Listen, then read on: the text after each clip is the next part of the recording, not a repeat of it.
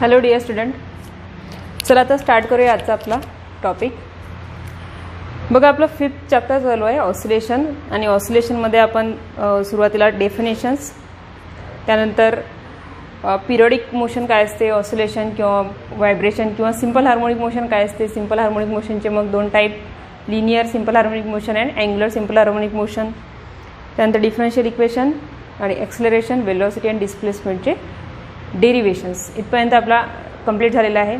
एकदा हे 3 equation, acceleration, velocity and displacement आपण एकदा रिवाईज करूया आणि त्यानंतर पुढच्या टर्म बघूया आणि त्याच्यावर बेस काही न्यूमेरिकल्स आहेत ते पण आज घेऊया.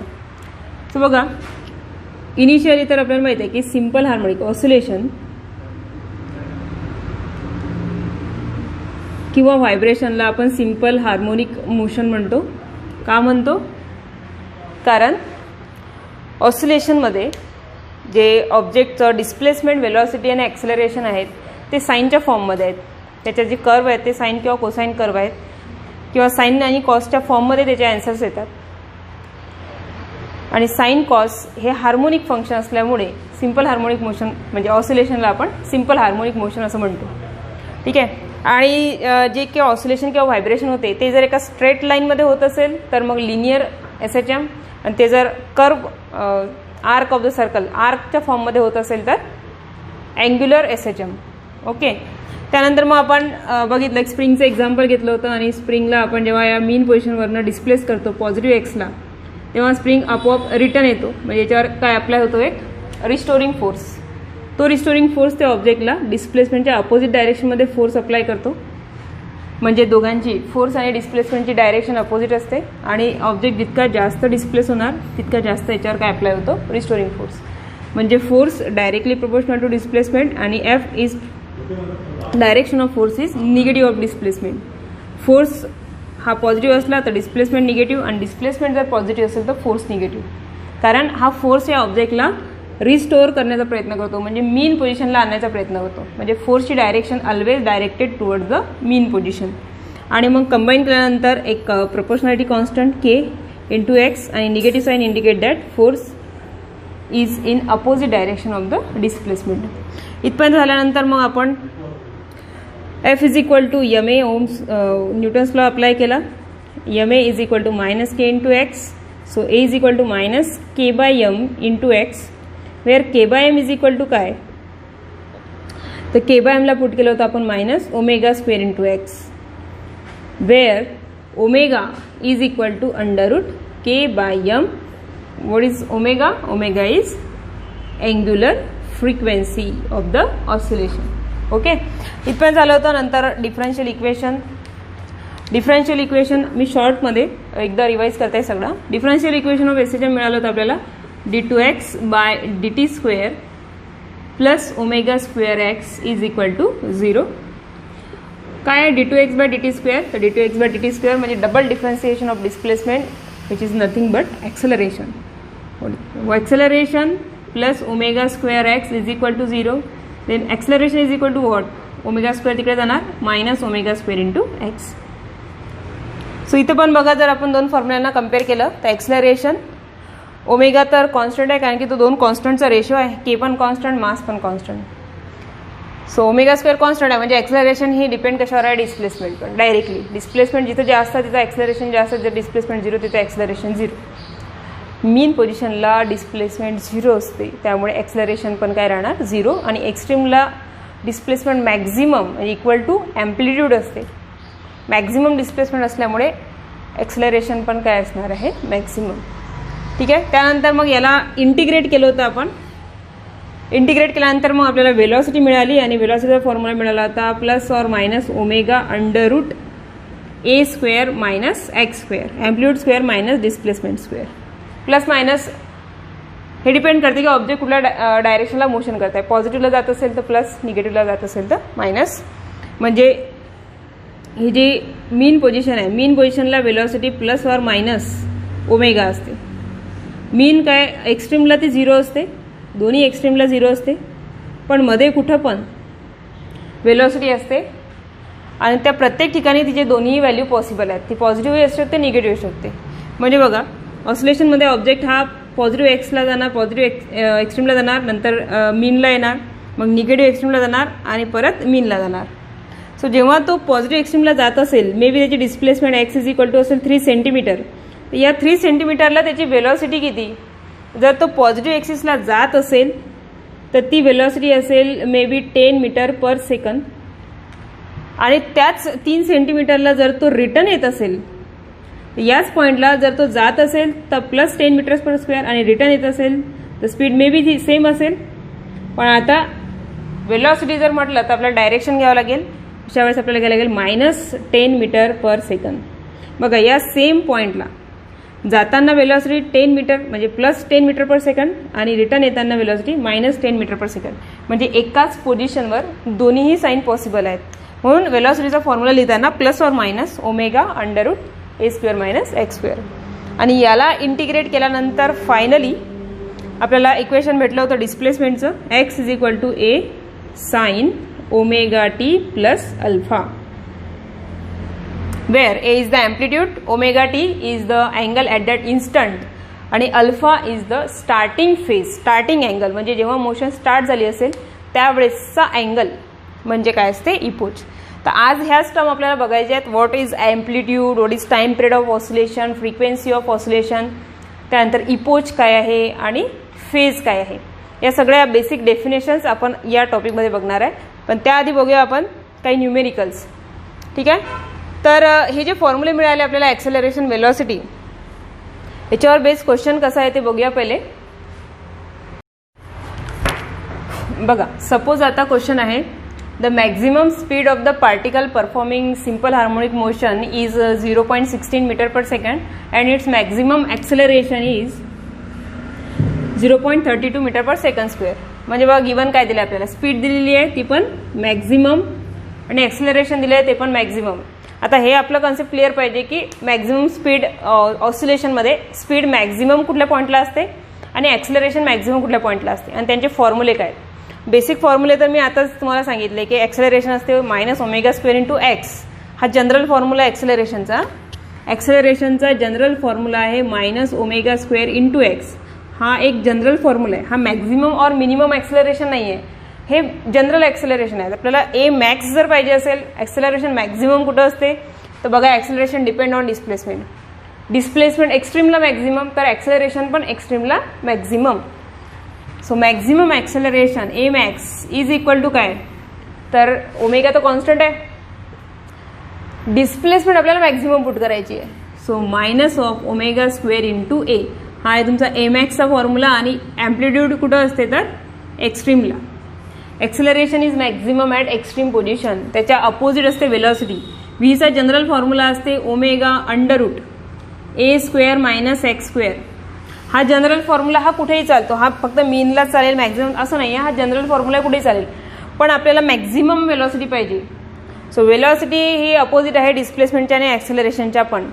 ज्या ठिकाणी डिस्प्लेसमेंट 0 त्या ठिकाणी वेलॉसिटी मॅक्झिमम. आणि डिस्प्लेसमेंट 0 कुठं असते? मीनला. सगळेच फोर्स, ॲक्सेलरेशन, डिस्प्लेसमेंट तिघही मीन पोझिशनला 0, पण वेलॉसिटी मीनला काय असते? मॅक्झिमम. आणि एक्स्ट्रीमला बाकी सगळे 0 असतात तर एकटी वेलॉसिटी काय असते तिथं? एक्स्ट्रीमला सगळे मॅक्झिमम असतात तर वेलॉसिटी त्या एक्स्ट्रीमला काय असते? 0 असते. सो आपल्याला व्ही मॅक्स पाहिजे. व्ही मॅक्सचा फॉर्म्युला काय होणार तर इथं घ्यायला लागेल आपल्याला मीन पोझिशन आणि मीन पोझिशनला डिस्प्लेसमेंट काय असते? 0. So ω√a² - 0². सो ω√a² म्हणजे 0²चा 0चा स्क्वेअर 0. सो 0 काढून टाकला आपण. आतमध्ये राहणार a² आणि त्याचं रूट, स्क्वेअर आणि root cancel. Omega × a plus or minus. V मॅक्सचा फॉर्म्युला काय आहे? Plus or minus omega × a. आणि डिस्प्लेसमेंट तर तुम्हाला माहित आहे की मीन पोझिशनला 0 आणि एक्स्ट्रीमला काय असते ती equal to amplitude plus or minus a max. तिन्ही फॉर्म्युले पक्के लक्षात ठेवायचे मुलांनो. एक्स मॅक्स मॅक्झिमम डिस्प्लेसमेंट असते plus or minus amplitude. V max plus or minus omega × amplitude. आणि a max is also plus or minus ω² × a. या 3 formula जर तुम्ही कम्पेअर केलं कम्पेरेटिव्ह स्टडी करत जा, म्हणजे फॉर्म्युले पक्के लक्षात राहतात. बघा डिस्प्लेसमेंट, व्हेलॉसिटी आणि ॲक्सेलरेशन तिघांना जर फॉर्म्युले कम्पेअर कराल तुम्ही मॅक्झिममचे, जनरल नाही मॅक्झिममचे, तर बघा डिस्प्लेसमेंटमध्ये एक ॲम्प्लिट्यूड, व्हेलॉसिटीमध्ये एक ॲम्प्लिट्यूड, ॲक्सेलरेशनमध्ये एक ॲम्प्लिट्यूड, तिघांमध्ये ॲम्प्लिट्यूड काय आहे कॉमन.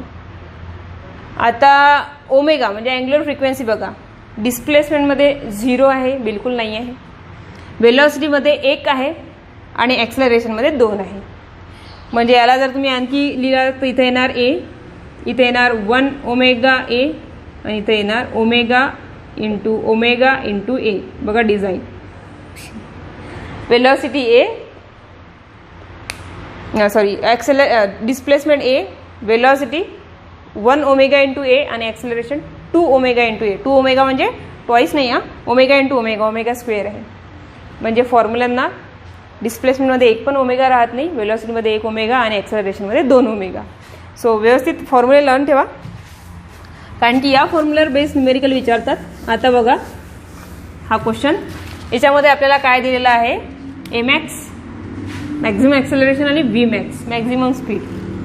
सोल्युशन गिवन आहे आपल्याकडे व्ही मॅक्स, आणि v max is equal to 0.16 metre per second आणि ए मॅक्स दिलेला आहे आपल्याला 0.32 मीटर पर सेकंद स्क्वेअर. आणि आपल्याला विचारलेलं काय, टाईम पिरियड, फ्रिक्वेन्सी आणि ॲम्प्लिट्यूड. बघा एकाच क्वेश्चनमध्ये 3 क्वेश्चन विचारलेले आहेत. खूप सोपं आहे हे, फक्त तुम्हाला एवढा विचार करायचा आहे की व्ही मॅक्स ए मॅक्स दिला आहे आणि टाईम पिरियड विचारला आहे, तर व्ही मॅक्स ए मॅक्सवरून टाईम निघेल कसा, कारण टाईम पिरियडचा फॉर्म्युला काय आहे, टाईम पिरियड असते 2 पाय अपॉन ओमेगा, आणि ओमेगा तर आपल्याला दिलाच नाही. मग या दोघांमधनं आपण ओमेगा काढू शकतो का, या दोघांचं जे गिवन आहे आपल्याला व्हेलॉसिटी आणि ॲक्सेलरेशन ते पण मॅक्झिमम, व्ही मॅक्स आणि ए मॅक्सचं असं काय केलं म्हणजे आपण ओमेगा काढू शकतो. त्यांची प्लस केली तर मिळेल का, मायनस केली तर मिळेल का, मल्टिप्लाय केलं तर मिळेल का, डिवाइड केलं तर मिळेल का. बघा विचार करून काय केलं म्हणजे ओमेगा मिळेल. तर फॉर्म्युले आठवायचे, व्ही मॅक्स आणि ए मॅक्सचे फॉर्म्युले बघाल तर ए मॅक्सचा फॉर्म्युला असतो 2 ओमेगा इंटू ए म्हणजे ओमेगा स्क्वेअर इंटू ए, आणि व्ही मॅक्सचा फॉर्म्युला असतो 1 ओमेगा इंटू ए. तर या दोघांना जर मी डिवाइड केलं तर ॲम्प्लिट्यूड कॅन्सल होतात आणि 1 ओमेगा कॅन्सल होते आणि 1 ओमेगा राहते, तोच पाहिजे आपल्याला. सो ओमेगा जर हवा असेल तर तुम्हाला ॲक्सेलरेशनला व्हेलॉसिटीनी म्हणजे मॅक्झिमम ॲक्सेलरेशनला मॅक्झिमम व्हेलॉसिटीनी काय करावं लागेल, डिवाइड. सो हा पॉईंट पक्का लक्षात ठेवा मुलांना, खूप इम्पॉर्टंट क्वेश्चन आहे हा.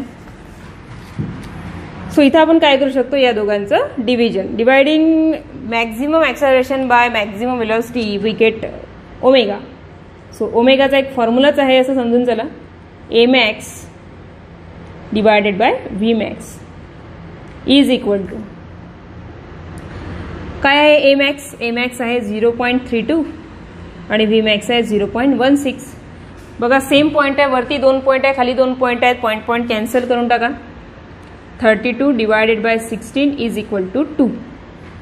ओमेगा मिळाला, omega is equal to 2 rad per second. Okay, omega मिळाला, ओमेगा पुट करा, टाइम भेटून जाईल. So time period will be 2 pi upon omega, 2 pi upon 2 cancel is equal to pi second. Time period is pi second, किंवा यालाच तुम्ही घेऊ शकता 3.14 second. हा टाइम पिरियड आहे. तर फ्रिक्वेन्सी काय असेल, frequency is reciprocal of time period. Frequency n is equal to 1 upon t, 1 upon pi hertz. आणि झाला ॲम्प्लिट्यूड. कसा काढणार amplitude,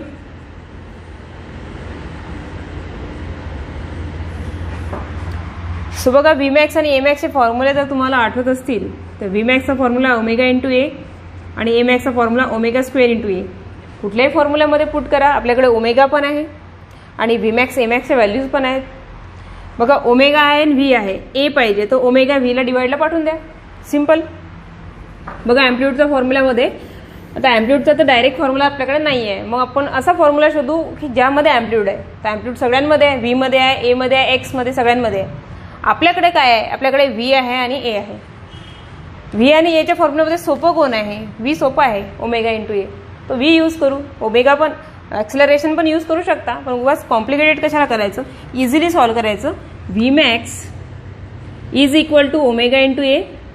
hence omega amplitude is equal to काय, तर व्ही मॅक्स ओमेगा देणार divided by omega. V max आहे 0.16 है ना, डिवायडेड बाय 2. दोन्ही डिवाइड करा, 16ला किती येणार, 8 येतील. ॲम्प्लिट्यूड इज इक्वल टू 8 आणि क्वेश्चनमध्ये 2 पॉईंट आहे तर 2 पॉईंट द्या, 0.08 मीटर. ओके, तर या टाईपचे क्वेश्चन येतात तुमचे व्ही मॅक्स आणि ए मॅक्सवर. म्हणजे आता मी तिन्ही क्वेश्चन सोबत घेतले. कधी तुम्हाला टाइम पिरियड काढा म्हणू शकतात, कधी फ्रिक्वेन्सी काढा म्हणू शकतात, कधी ॲम्प्लिट्यूडच काढायला येऊ शकते. तर ओमेगा लागणार. ओमेगा कसा काढायचा, तर व्ही मॅक्स आणि ए मॅक्स, म्हणजे ए मॅक्सला व्ही मॅक्सने काय करायचं, डिवाइड. सो तुम्ही हे क्वेश्चन सॉल्व करू शकता.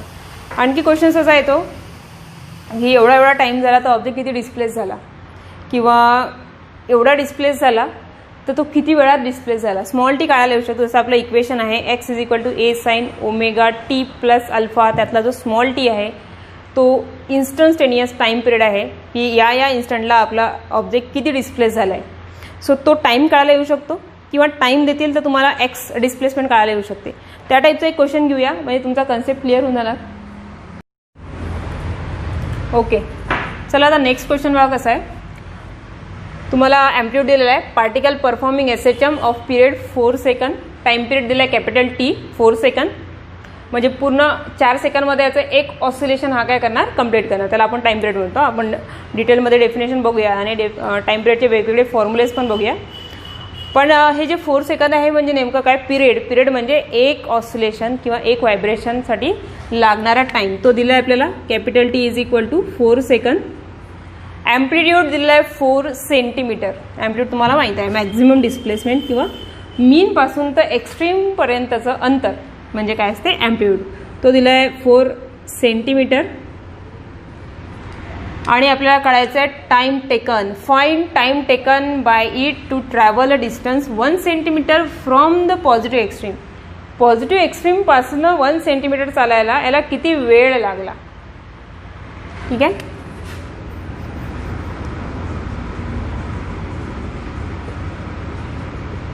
Amplitude is equal to 4 centimetre. So आपल्याला काढायचं आहे time required to travel a distance 1 centimetre from the positive extreme. बघा आता ही आहे आपली मीन पोझिशन आणि ही झाली आपली पॉझिटिव्ह एक्स्ट्रीम पोझिशन. आणि आपल्याला त्यांनी हा ॲम्प्लिट्यूड दिलेला आहे 4 सेकंडचा, 4 सेंटीमीटरचा. ठीक आहे, ॲम्प्लिट्यूड. आणि त्यांचं म्हणणं आहे की या पॉझिटिव्ह एक्स्ट्रीमपासनं 1 सेंटीमीटर चालायला, म्हणजे मॅक्झिमम एवढं डिस्टन्स चालायला त्याला किती वेळ लागला. हा जो वेळ असतो याला स्मॉल टीने रिप्रेझेंट करतात. आपल्याला स्मॉल टी काढायचं आहे आणि स्मॉल टी काढण्यासाठी आपल्याला डिस्प्लेसमेंट किती दिलेली आहे. डिस्प्लेसमेंट त्यांनी सांगितलं आहे की पॉझिटिव्ह एक्स्ट्रीमपासून 1 सेंटीमीटर. तर मीनपासून किती, आपण डिस्प्लेसमेंट कशाला म्हणतो, distance from mean position. Distance किंवा motion of the object from the mean position. Mean पोझिशनपासून तो किती डिस्प्लेस झाला त्याला आपण म्हणतो डिस्प्लेसमेंट. सो मला सांगा, जर तो पॉझिटिव्ह एक्स्ट्रीमपासून 1 सेंटीमीटर इकडे आला, रिटर्न आलाय 1 सेंटीमीटर, तर तो डिस्प्लेस किती झाला. जर तो इथं आहे या पॉईंटला, टोटल आहे 4 सेंटीमीटर, त्यातला 1 सेंटीमीटर तो रिटर्न आलाय, तर मीन पोझिशनपासून त्याची एक्झॅक्ट पोझिशन किती त्याला आपण काय म्हणत असतो, displacement. Displacement is the distance from mean position. Mean पोझिशनपासून मेजर्ड केलेलं डिस्टन्स म्हणजे डिस्प्लेसमेंट. सो डिस्प्लेसमेंट आपल्याला 1 सेंटीमीटर नाही दिली आहे, तो एक्स्ट्रीमपासून 1 सेंटीमीटरवर आहे सध्या. तर तो डिस्प्लेस किती झाला, तर तो डिस्प्लेस किती झाला हे काढण्यासाठी आपल्याला पहिले त्याची डिस्प्लेसमेंट मेजर करायला लागेल. आणि ती कशी काढणार, आता टोटल 4 आहे त्यापैकी 1 सेंटीमीटर काय करून टाकू, मायनस.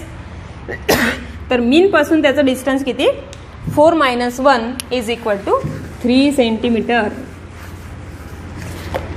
सो डिस्प्लेसमेंट होणार त्याची 4 किंवा आपण म्हणू amplitude -1 centimetre is equal to 4 - 1 is equal to 3 centimetre. आणि आपल्याला काढायचं आहे स्मॉल टी. सो ऑब्जेक्टची मोशन कुठनं स्टार्ट झालेली आहे? मीनपासनं. मग मीनपासनं स्टार्ट झाली आहे तर आपण डायरेक्ट इक्वेशन मीनचं घेऊया.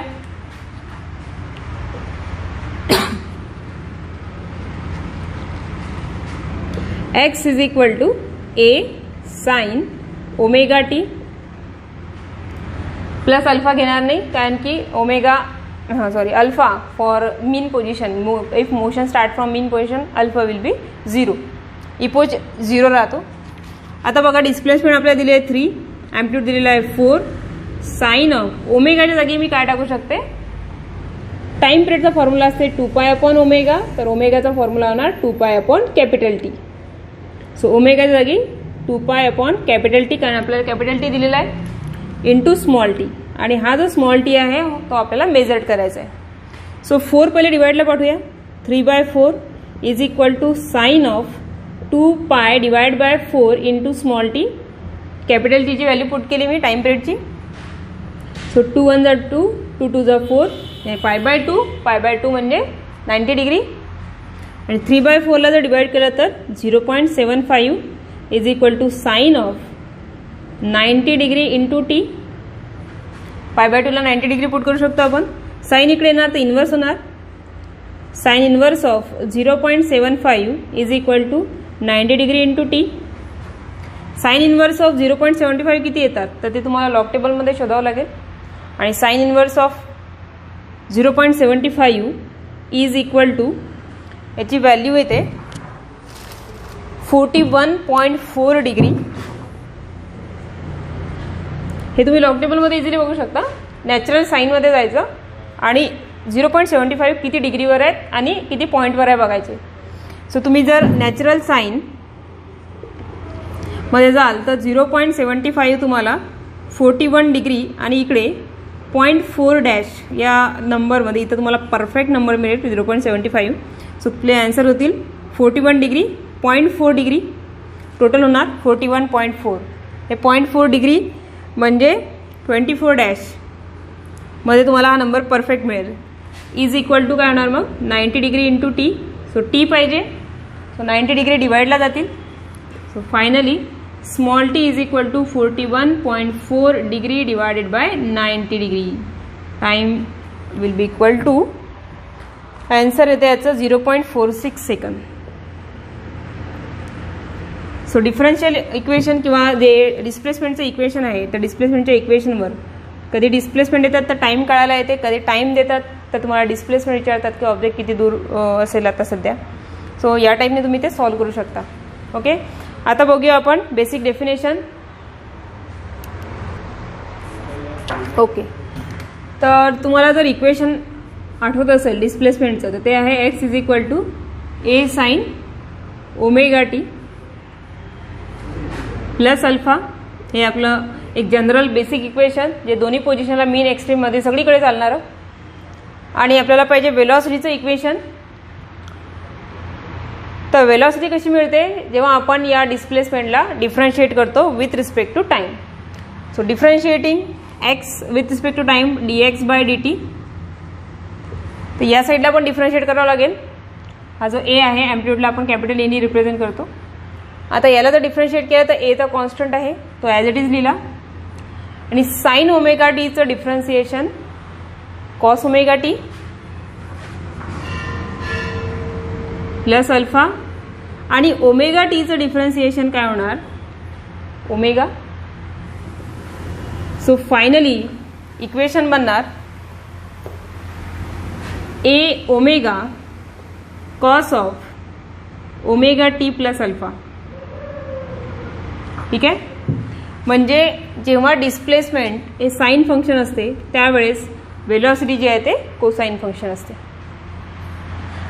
आता आपल्याला पाहिजे ॲक्सेलरेशन. ॲक्सेलरेशनचं काय इक्वेशन आहे, याला हार्मोनिक फंक्शन म्हणतो ना आपण, सिम्पल हार्मोनिक मोशन. म्हणजे याची वेलॉसिटी, डिस्प्लेसमेंट आणि ॲक्सेलरेशन हे काय आहेत हार्मोनिक, म्हणजे साइन आणि कोसाइनच्या फॉर्ममध्ये आहेत. मग साइनचं तर आपल्याला डिस्प्लेसमेंटचं तर आपल्याला माहिती आहे इक्वेशन ए साइन ओमेगा टी. पण वेलॉसिटीचा फॉर्म्युला आहे ते ओमेगा अंडर ए स्क्वेअर मायनस एक्स स्क्वेअर आणि ॲक्सेलरेशनचं असते omega square into x. Sine cos तर काही दिसत नाहीत पण बेसिक इक्वेशन आहे त्याचं. म्हणजे इन्स्टंटेनियस इक्वेशन आपण म्हणू त्याला, कुठल्याही इन्स्टंटला आपण काढू शकतो. टाइम पुट केला की आपण त्या इन्स्टंटला वेलॉसिटीचं इक्वेशन आणि ॲक्सेलरेशनचं इक्वेशन फाइंड आउट करू शकतो. सो जर वेलॉसिटी हवी असेल तर डिफरन्शिएट करा डिस्प्लेसमेंटला, आणि ॲक्सेलरेशन हवं असेल तर डिफरन्शिएट करा वेलॉसिटीला.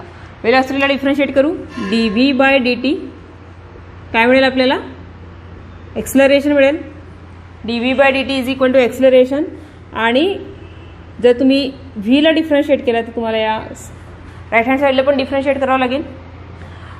पहिले आपण व्हीला व्यवस्थित लिहून घेऊ. व्हीचं इक्वेशन काय मिळालं आपल्याला, A omega cos of omega T plus alpha. ठीक आहे, जसं आपल्याला एक्सचं इक्वेशन माहीत आहे, A sine omega T plus alpha. व्हीचं मिळालं A omega cos omega T plus alpha. आणि हे ओमेगा काय असते, ॲम्प्लिट्यूड. ॲम्प्लिट्यूड म्हणजे काय, मॅक्झिमम व्हॅल्यू. वेलॉसिटीची मॅक्झिमम व्हॅल्यू आपल्याला माहिती आहे, आपण थोड्या वेळा आधी डिस्कस केली. मॅक्झिमम व्हॅल्यू, डिस्प्लेसमेंटची मॅक्झिमम व्हॅल्यू ए, वेलॉसिटीची maximum value A omega, ॲक्सेलरेशनची maximum value असते ए ओमेगा स्क्वेअर. ते येते का बघूया. तर ॲक्सेलरेशनसाठी याला डिफरन्शिएट करूया. So dv/dt is equal to, इथं बघा हा ॲम्प्लिट्यूड आहे, कॉन्स्टंट व्हॅल्यू आहे, ॲज इट इज राहणार. डिफरन्सिएशन करावं लागेल आपल्याला कॉसचं डिफरन्सिएशन येणार साईन थिटा, कॉस थिटाचं डिफरन्सिएशन साईन थिटा, सॉरी साईनचं डिफरन्सिएशन होतं कॉसचं डिफरन्सिएशन येणार minus sine omega T plus alpha, आणि या ओमेगा टीचं डिफरन्सिएशन ओमेगा. आता हे इक्वेशन बघा निगेटिव्ह आहे, साईन बाहेर येणार. ओमेगाला ओमेगा आणखी एकदा मल्टिप्लाय झाला तर ओमेगाचा काय होणार स्क्वेअर, आणि मल्टिप्लायला काय ॲम्प्लिट्यूड म्हणजे minus omega square into a, जे की आपली ए मॅक्झिमम ॲम्प्लिट्यूडची व्हॅल्यू असते. सो बघा dv/dt काय होते, acceleration is equal to omega समोर आला, निगेटिव्ह साईन समोर आलं, minus omega square into amplitude into काय राहिलं आता, sine of omega T plus alpha. बघा ॲक्सेलरेशन पण साईन फंक्शन आलं आहे, म्हणजे ज्यावेळेस एक्स साईन फंक्शन असते त्यावेळेस ॲक्सेलरेशन पण साईन फंक्शन, कारण की ते एकमेकांवर डायरेक्टली डिपेंड आहे. याचा अर्थ जेव्हा अँगल जो आहे टाइम 0 असेल, इपोज 0 राहते, मोशन स्टार्ट होणार आता मीन पोझिशनवरनं, तर इपोज 0 तर टोटल अँगल 0 होते, साईन 0 म्हणजे डिस्प्लेसमेंट 0, त्यावेळेस ॲक्सेलरेशन पण 0 राहणार. टोटल अँगल जर 0 आहे, साईन 0 इंटू ॲम्प्लिट्यूड 0, आणि ज्यावेळेस हे दोघं डिस्प्लेसमेंट आणि ॲक्सेलरेशन 0 असेल त्यावेळेस हे एकटंच मॅक्झिमम असेल, कारण की इथं जर टोटल अँगल तुम्ही 0 पुट केला, टोटल अँगल 0, तर कॉस 0 काय होते 1 इंटू ए ओमेगा, म्हणजे ज्यावेळेस डिस्प्लेसमेंट आणि ॲक्सेलरेशन 0 असेल त्यावेळेस वेलॉसिटी एकटीच काय असेल मॅक्झिमम. सो वेलॉसिटी अपोजिट राहते. आणि साईन जर बघाल तर जेव्हा जेव्हा डिस्प्लेसमेंट पॉझिटिव्ह, ॲक्सेलरेशन काय राहणार निगेटिव्ह. तर हे आहेत इक्वेशन्स फॉर डिस्प्लेसमेंट, वेलॉसिटी आणि ॲक्सेलरेशन. आणि या तीन इक्वेशनवर बेस आपल्याला यांचे ग्राफिकल रिप्रेझेंटेशन, ग्राफ प्लॉट करायचे एकमेकांच्या रिस्पेक्टमध्ये. ठीक आहे, तर ते ग्राफ जे आहे ते नंतर करू. आता नेक्स्ट टॉपिक आहे आपला what is amplitude and frequency. तसं मी तुम्हाला फर्स्ट इंट्रोडक्शनमध्येच तुम्हाला ॲम्प्लिट्यूड आणि वेलॉसिटी फ्रिक्वेन्सी डेफिनेशन लिहून दिली आहे, समजून सांगितलेली आहे. पण आपल्याला या चॅप्टरसाठी बेसिक फॉर्म्युलेज, टाईमचा फॉर्म्युला T/ω, 2π/ω तर आहेच, आणखी काय आहेत ते बघूया. सो नेक्स्ट टॉपिक आहे आपला time period of oscillation and frequency of oscillation.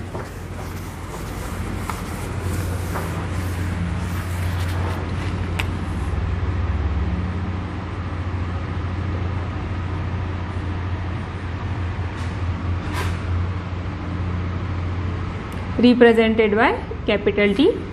Definition सगळ्यांना माहीत आहे, सगळीकडे सेम डेफिनेशन आहे. It is time taken by particle to perform one oscillation. एक ऑसिलेशन कंप्लीट करण्यासाठी लागणारा time.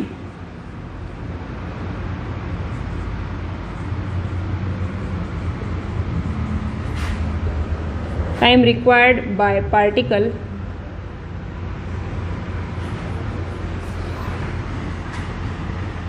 to complete one oscillation is called period of oscillation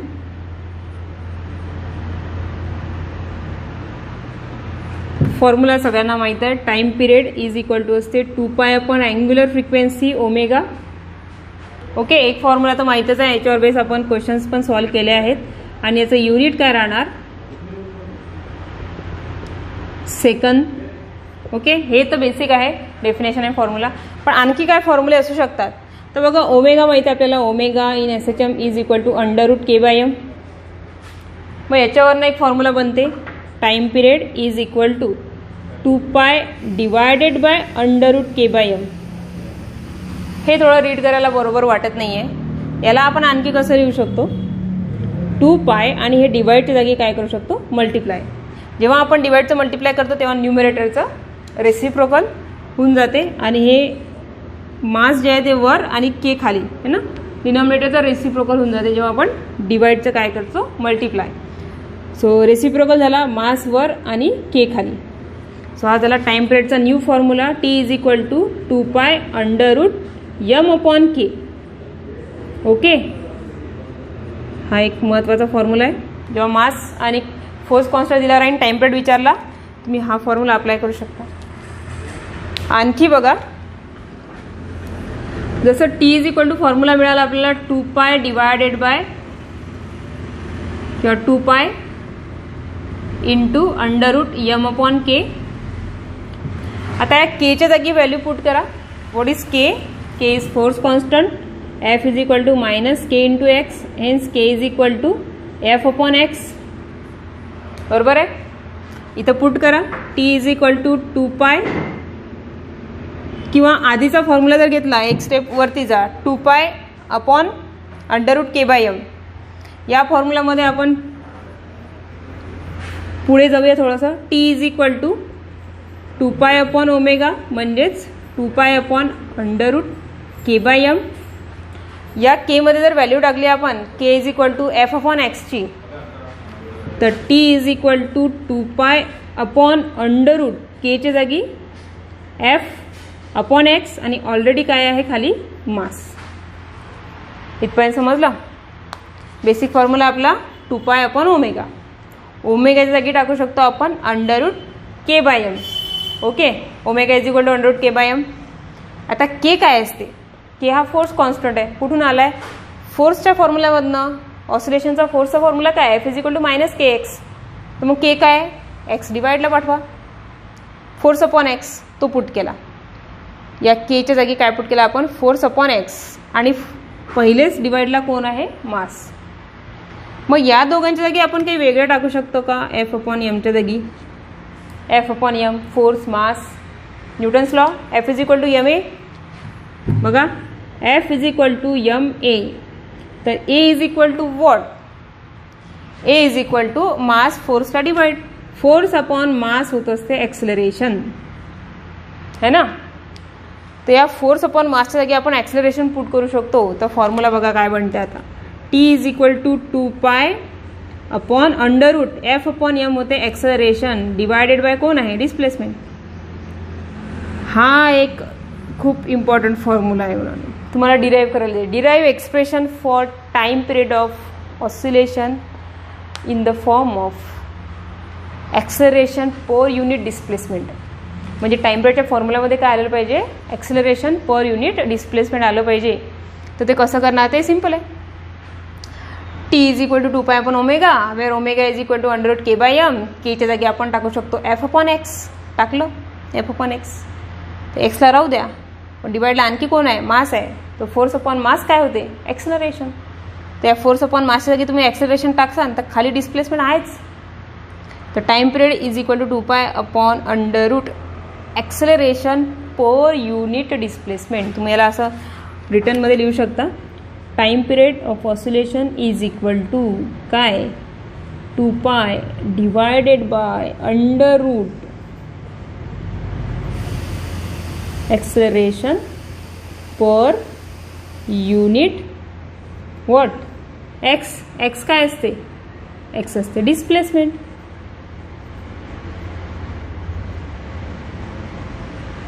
ठीक आहे.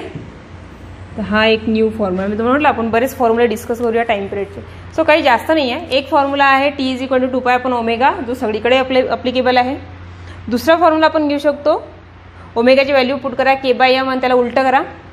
तो t is equal to 2π into √m/k. आणि तिसरा फॉर्म्युला आहे हा time period is equal to 2π upon √ acceleration per unit displacement. तो आणण्यासाठी आपल्याला एकदा केचा फॉर्म्युला यूज करायला लागला आणि एकदा एक्सेलरेशनचा म्हणजे न्यूटन्स लॉ अप्लाय करायला लागला F is equal to m. So हे आहे टाइम पिरियड ऑफ ऑसिलेशनचे व्हेरियस फॉर्म्युलेज. युनिट त्याचं सेकंदच राहणार, काही हे नाही. आता जर तुम्ही म्हणाल की फ्रिक्वेन्सी काय, फ्रिक्वेन्सी काहीच नसते. फ्रिक्वेन्सी म्हणजे एका सेकंदमध्ये किती वेळा ऑब्जेक्ट व्हायब्रेट होतो, number of vibration, number of oscillation per unit time. एक युनिट टाईममध्ये ऑब्जेक्ट किती वेळा ऑसिलेट झाला याचं कॅल्क्युलेशन. सो ते नंबर ऑफ ऑसिलेशन्स नंबर्स असतात पर युनिट टाईम म्हणजे डिवाइड बाय टाईम. सो नंबरला तर काही युनिट नाही आहे, डिवाइड बाय टाईमला युनिट आहे. डिवाइड बाय टाईम आहे म्हणजे 1/सेकंद, तर सेकंड इनवर्स युनिट राहणार सेकंड इनवर्स. आणि फॉर्म्युला जरी बघितला तुम्ही तर number of oscillation per unit time. So formula परमध्ये टाईम आहे म्हणजे फ्रिक्वेन्सी ही टाईमच्या रेसिप्रोकल राहते. 1/टाईम is equal to frequency. Frequency is equal to 1/टाईम पिरियड. म्हणजे टाईम पिरियडचे सगळे फॉर्म्युले उलटे करून टाकले की आपल्याला फ्रिक्वेन्सीचे फॉर्म्युले भेटतात. किंवा फायनल ॲन्सर जे असते टाईम पिरियडचा त्याचा जरी रेसिप्रोकल घेतला तर तुम्हाला काय भेटून जाते, फ्रिक्वेन्सी भेटून जाते. सो आता नेक्स्ट बघूया फ्रिक्वेन्सी ऑफ ऑसिलेशनचे फॉर्म्युलेज. त्यासाठी तुम्हाला टाईम पिरियडचे सगळे फॉर्म्युलेज आठवले पाहिजे. काय होते टाईम पिरियडचे सगळे फॉर्म्युलेज, पहिले डेफिनेशन बघूया.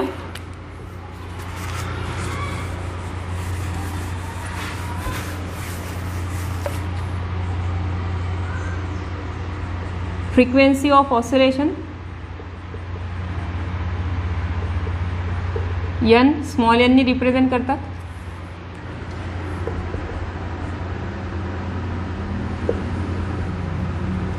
Number of oscillation per unit time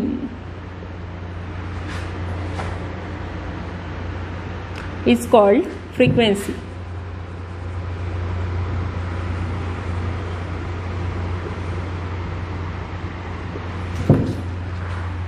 ठीक आहे, पर युनिट टाइम आहे. सो बेसिक फॉर्म्युला असते फ्रिक्वेन्सीचा 1/टाइम पिरियड, कारण frequency is always a reciprocal of time period.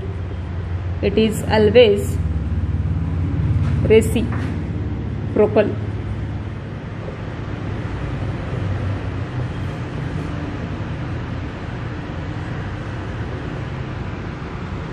हा फॉर्म्युला पक्का लक्षात ठेवायचा. Frequency is always reciprocal of time period. So फ्रिक्वेन्सीचा फॉर्म्युला काय होणार, तुम्हाला जर फॉर्म्युले सगळे आठवत असतील तर टाईमचा फॉर्म्युला असते 2π/ω. आता आपलं 1/t आहे, तो फॉर्म्युला उलटा करा, ω/2π. ओके, हा झाला एक फॉर्म्युला. सेकंड फॉर्म्युला काय आहे रे टाईमचा, t is equal to 2π/√k/m. तर इथं आपण घेऊ शकतो. आणि याला आणखी थोडंसं रिझॉल्व केल्यानंतर भेटलं तर आपल्याला 2π मल्टिप्लाय बाय m/k है ना. तर इथं फॉर्म्युला काय होणार, n इज इक्वल टू ω म्हणजे √k/m डिवायडेड बाय 2π. तर इथं काय होणार, 1/2π रेसिप्रोकल, 2πच्या खाली काही नाही म्हणजे 1 आहे, 1/2π इंटू k/m. किंवा डायरेक्ट जो फॉर्म्युला आहे ना यालाही तुम्ही करू शकता. 2πच्या खाली काही नाही म्हणजे काय आहे 1, फॉर्म्युला उलटा करा, 1/2π आणि m/k चा रेसिप्रोकल करा, k/m. हा फॉर्म्युला बनते. ठीक आहे. सो nचा फायनल फॉर्म्युला बनते 1/2π √k/m. ओके. आणि लास्ट फॉर्म्युला होता acceleration per unit displacement. t is equal to 2π divided by acceleration per unit displacement. यालाही उलटं करा, 2πचा रेसिप्रोकल 1/2π इंटू, आता याला जर आपण मल्टिप्लायला केलं तर x/a बनते, ते होते a/x.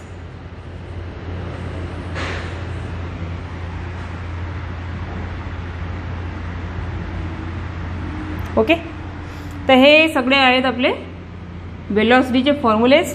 सिम्पली काय आहे, जे टाइम पिरियडचे फॉर्म्युलेज आहेत ना त्यांना उलटं करून टाकलं की तुमचे वेलॉसिटीचे सगळे फॉर्म्युले फ्रिक्वेन्सीचे सगळे फॉर्म्युले बनून जातात. आता राहिला युनिट. तर युनिट काय असणार आहे, तर 1 टाईम आहे, त्यामुळे याचं युनिट राहणार आहे 1 सेकंद, किंवा यालाच म्हणतात सेकंद इनवर्स, किंवा यालाच म्हणतात हर्ट्स, किंवा यालाच म्हणतात सायकल पर सेकंद CPS, किंवा यालाच म्हणतात RPS.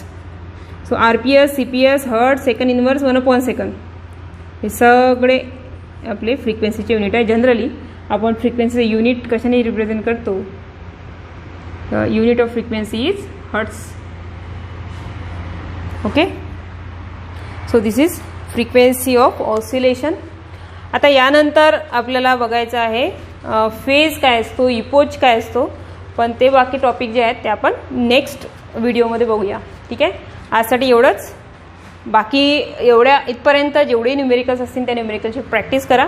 काही डाऊट्स असल्यास माझ्याशी कॉन्टॅक्ट करा. ओके, चलो बाय.